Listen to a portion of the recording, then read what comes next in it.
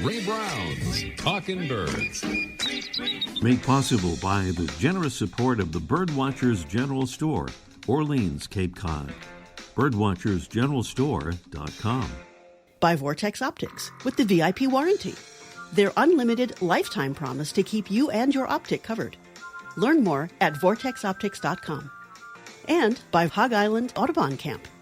For full camp schedule, program details, and to register, visit hogisland.audubon.org. Good morning, afternoon, or evening, and welcome to our show number 1039, during which we'll learn some fascinating facts about flamingo feeding, including how what they do might teach people a new way to fight pollution. Plus, Mike O'Connor will appear from the Talkin Birds archive with his views on some pretty cool birds and birding online courses. And we'll have more details about our exciting Make Your Own Swag contest. We'll start off with not one, not two, but 3 listener-provided audio postcards from Jane and Dan and Steve. One from the Southeast U.S., one from the Northeast, and one from the Midwest. In this first one, we won't hear a human voice because Jane Johnston, who sent this to us, was camping at Corshawn State Park in Estero, Florida. And it was after midnight, and she didn't want to disturb her slumbering fellow campers by speaking. So we'll just hear the bird she was listening to, a chuckwill's widow.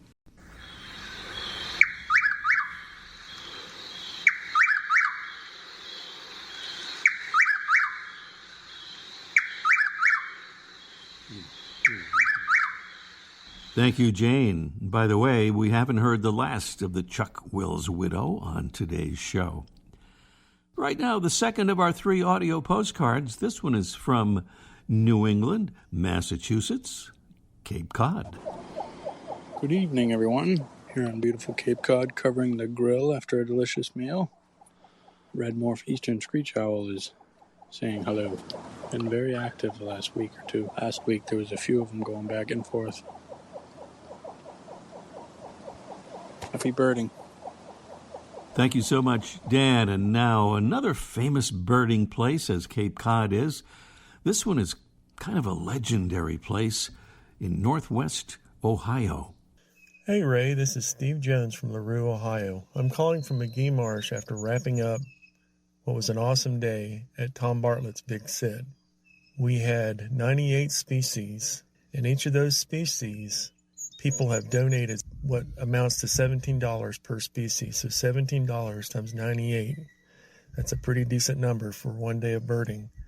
The money that they donated goes to the BSBO, or the Black Swamp Bird Observatory, for their education fund. Our most numerous bird of the day were blue jays, where we had just rafts of blue jays flying over. But our best bird of the day has to be the black-billed magpie.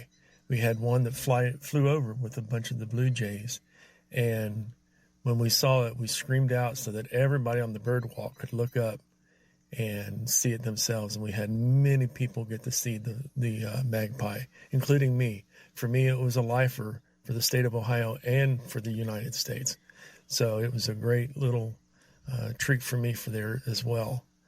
This is Tom Bartlett's 30th year of doing the Big Sit, and they've been able to donate a lot of money to the Black Swamp Bird Observatory for their education of young birders. Like when schools come to the McGee Marsh and places like that around that, they will help pay for their gas and stuff like that, so the students don't have to pay a fee from their school. And then there's other opportunities where they help other students and such.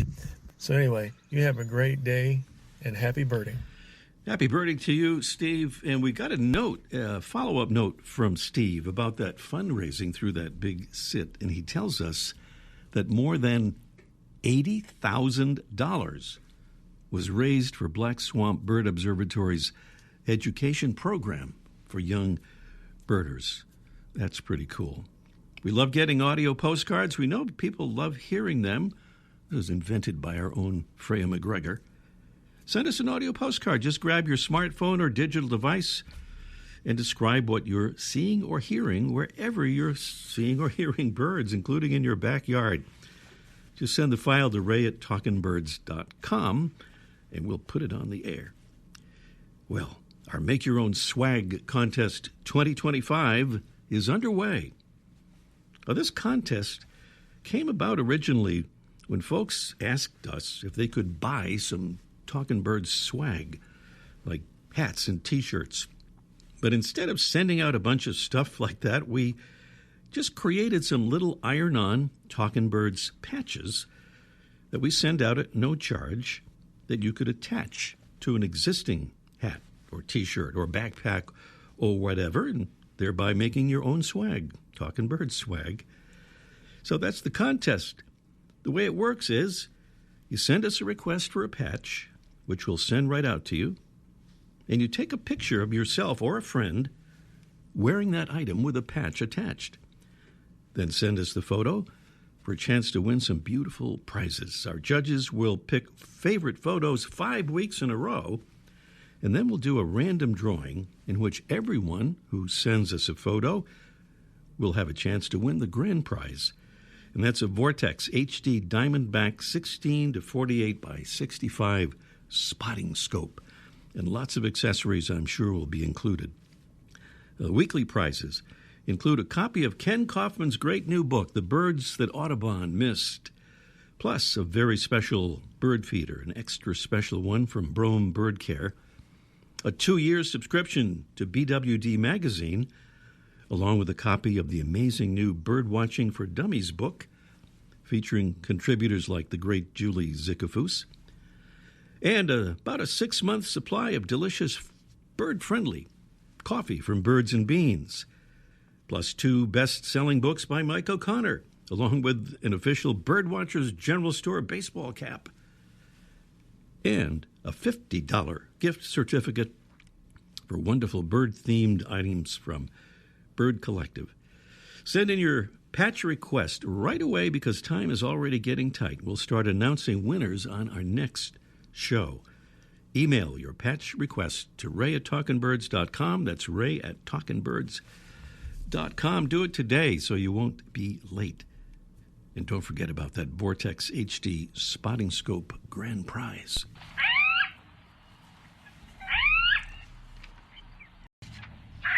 This year is our mystery bird.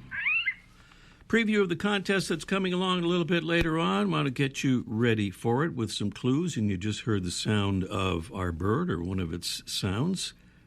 Our mystery bird is a slender, long-tailed black bird with a short, smooth, and very large rounded bill. It forages on the ground for snakes and lizards and also captures insects stirred up by grazing cattle and lawnmowers.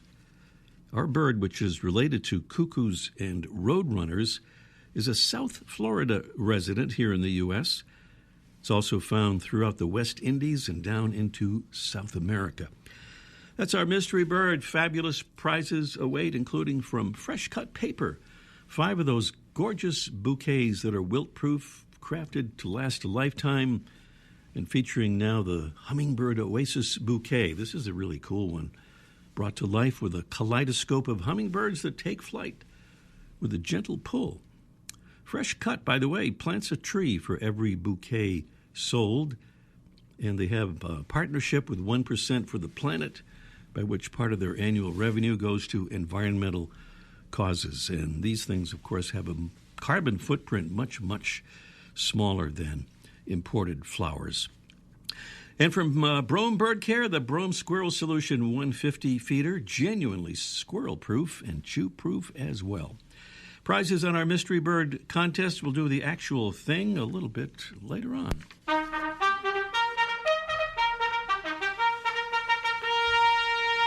And here's a salute from another Talkin' Birds ambassador. Ambassadors are the royalty of the Talkin' Birds family, just helping us get the word about our show out to new folks interested in birds or maybe not even aware of the whole world of birds. And we want to say thank you to Tasha from Tucker, Georgia, naturalist Tasha, she sometimes calls herself.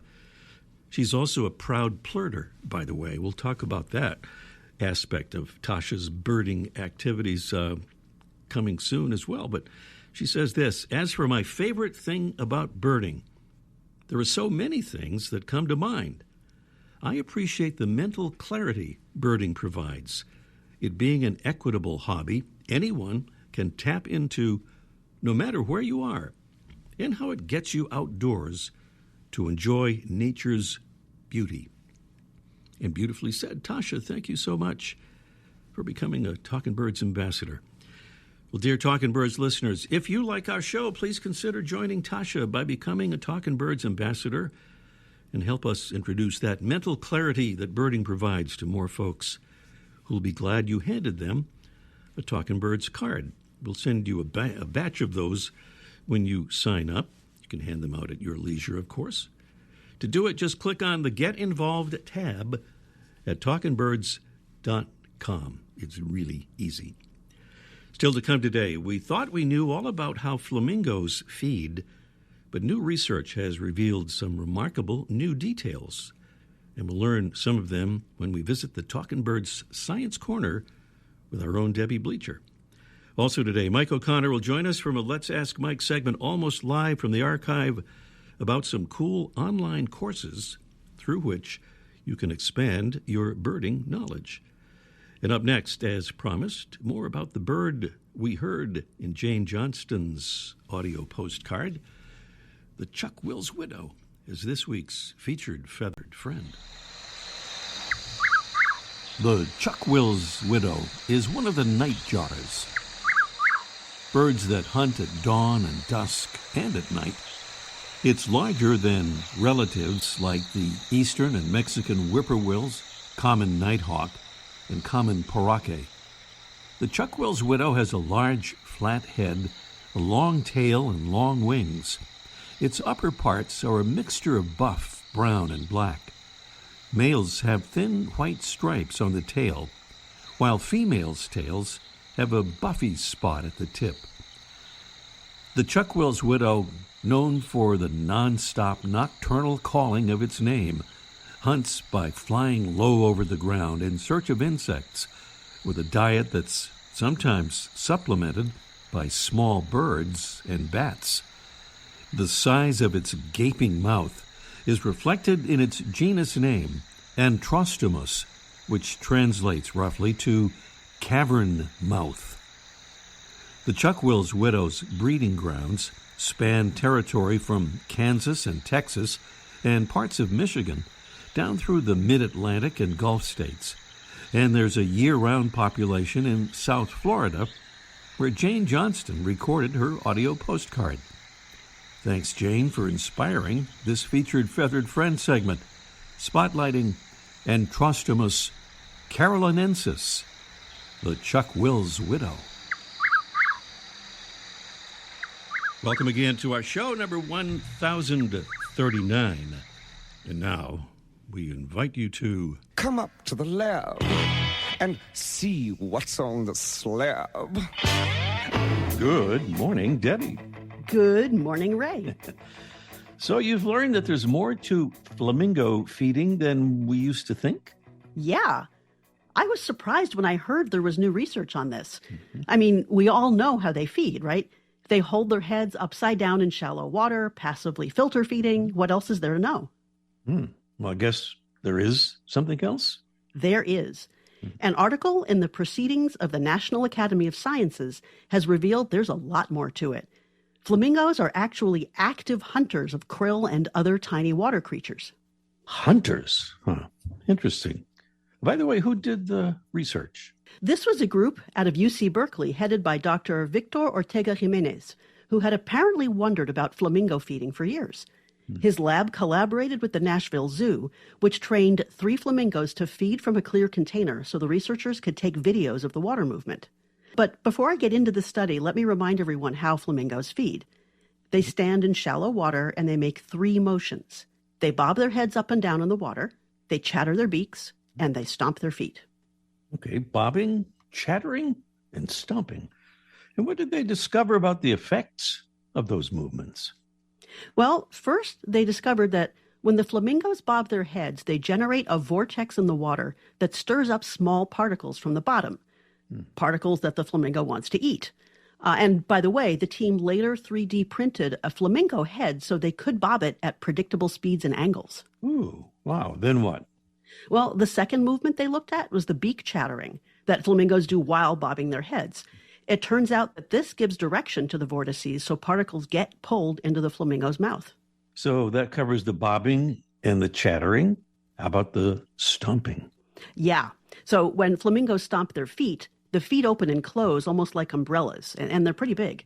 The stomping helps them trap tiny critters and pull them up from the bottom so the flamingo can catch them with the head bobbing and beak chattering. The researchers made a 3D model of a foot to examine this, too. So it turns out that all three of these main feeding movements stir up food particles, and all three work together so that the flamingo filter feeds actively, not passively. Okay. Is there any application for this research beyond knowing how flamingos feed? It so happens there is. Understanding flamingo feeding movements can help us design systems to remove small particles from water, like pollutants and harmful microorganisms. Oh, nice. And you'll put a link to this research on our social media, right? Oh, of course, yeah. The original paper contains great videos of all these movements. So if you get bogged down in the technical language, you can just watch the flamingos. And in case you're wondering, their names are Maddie, Marty, and Cayenne. You'll also see video of the 3D printed head and foot. I was wondering. Cool. Thanks, Debbie, for another fascinating visit in the Talkin Birds Science Corner. You're welcome, Ray. And thank you, Maddie, Marty, and Cayenne. Up next, it's our Mystery Bird contest in just 1 minute. The flutter of a tail feather, the flash of a wing bar in mid-flight. You don't always have a lot of time to identify a bird in nature, let alone to appreciate its beauty. But with Vortex Optics, you'll have the power to bring every wild moment closer. When you choose Vortex, you're choosing to have a partner in the field as passionate about nature as you are. Whether you're spotting old friends on the backyard feeder or packing for a once-in-a-lifetime trip to add a few species to your life list, Vortex offers a full range of optics and optics accessories for every birder and every budget. And whether the birds are taking you to another state or another country, you're always covered by the Vortex VIP warranty, an unlimited lifetime promise to keep you and your optic covered. If you'd like to learn more, or if you need help choosing your next optic, give Vortex a call at 1-800-4VORTEX or visit vortexoptics.com. Our mystery bird. It's a slender, long-tailed black bird with a short, smooth, and very large, rounded bill. It forages on the ground for snakes and lizards. Also captures insects, stirred up by grazing cattle and lawnmowers. Our bird, which is related to cuckoos and roadrunners, is a South Florida resident in the U.S. It's also found throughout the West Indies and down into South America. That's our mystery bird. Beautiful prizes from fresh cut paper, those gorgeous life-sized pop-up floral bouquets, wilt-proof and crafted to last a lifetime. And that Broom Squirrel Solution 150 feeder, genuinely squirrel-proof and chew-proof as well. Prizes on our mystery bird contest, and the all-important phone number is right here. It's 781-837-4900. And in case you missed that, here it is again. It's 781-837-4900. Meanwhile, we're going back to last year, 2024, on the first day of spring with Mike O'Connor. It's Let's Ask Mike in just 1 minute.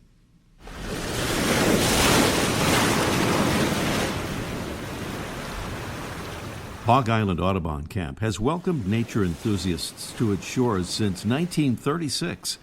It's a program of the Seabird Institute, and the island hosts 5-night sessions for adults, teens, and families taught by the world's leading naturalists, ornithologists, and artists. Hog Island campers deepen their relationships with the birds and the ecosystems around them during the island's immersive educational camps.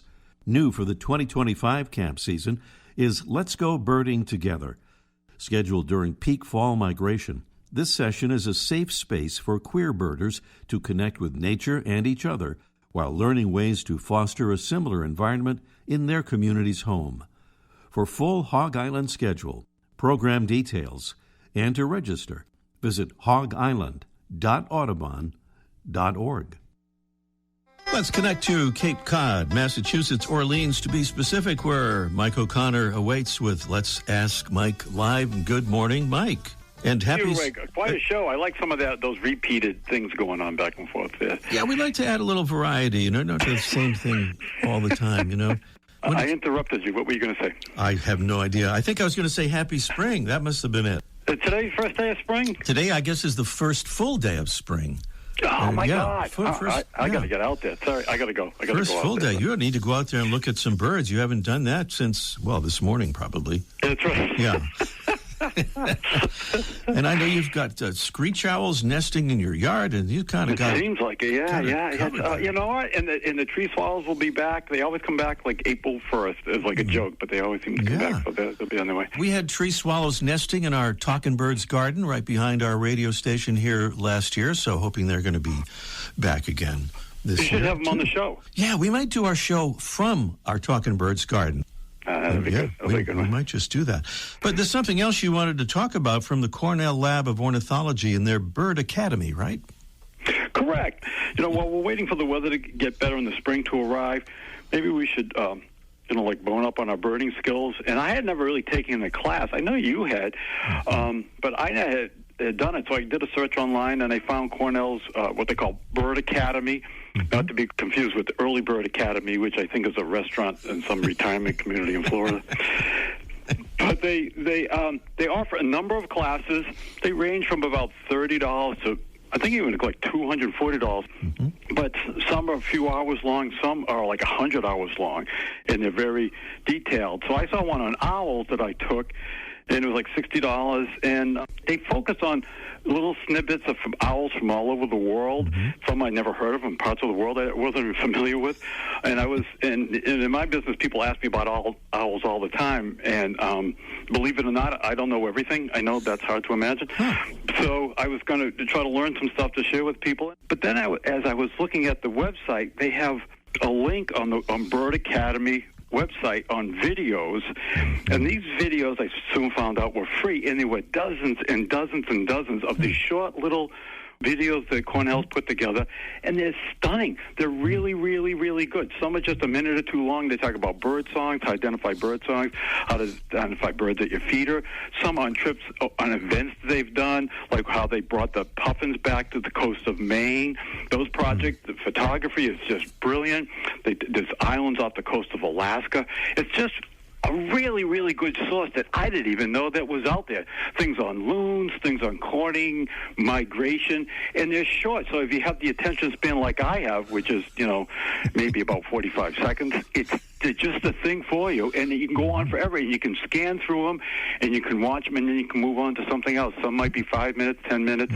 And I didn't know they were there. And they're really, really, really birds you never heard of, but you're fascinated now. You want to learn more. I thought this was a really good source for people who want to get that juices flowing to go birding again, because you've kind of gotten lazy over the winter, and you'll see this and you'll think, I got to get out there again. It's really, really, really good, interesting. Yeah, nice. I took that long form course a couple of years ago when it was still in notebook form, and I guess it was more than a couple of years ago. Yeah, Bird Academy. And I think... No, it's good. It's funny because you just think, I don't know anything, and to have these programs help you kind of get yourself back into it again. I think it's really good. And I also, enjoyed your guest today because getting us to slow down. Because I know as soon as I go to a birding spot, I jump out of the car and I race down the trail, and half the best birds are still in the parking lot. And I can watch your video too, because that'll get me to slow down a little bit. You need to slow down just a little bit. Yeah, you just need to relax a little bit. Chill out. All right, Mike. Thank you. I think it's allaboutbirds.org for those Cornell courses is the good way to find that, if I'm not mistaken. Oh, okay. Yeah, great. I think cool. I think that's all right. Happy spring, everybody. Get out there as soon as it turns nice. Talk to you next week, Mike. Sounds great. Okay. By the way, that piece with Mike was from the first day of spring, 2024. We'll look up the show date in case you want to check that out, and some of his references there. We'll definitely get that on next week's show. But right now we're at the Mystery Bird Contest, trying to identify this slender, long-tailed black bird with a short, smooth, and very large rounded bill, a bird that forages on the ground for snakes and lizards, also captures insects on the ground, stirred up by things like cattle and lawnmowers, stuff like that. Okay, on the Mystery Bird Contest, here we go. Not much time left, as usual. 781-837-4900 is the number to call to identify our mystery bird and win those fabulous prizes. And Michael is somewhere in the Empire State, the great state of New York. Hello, Michael. The center of Long Island, Center Reach. Center Reach, Long Island. All right, beautiful.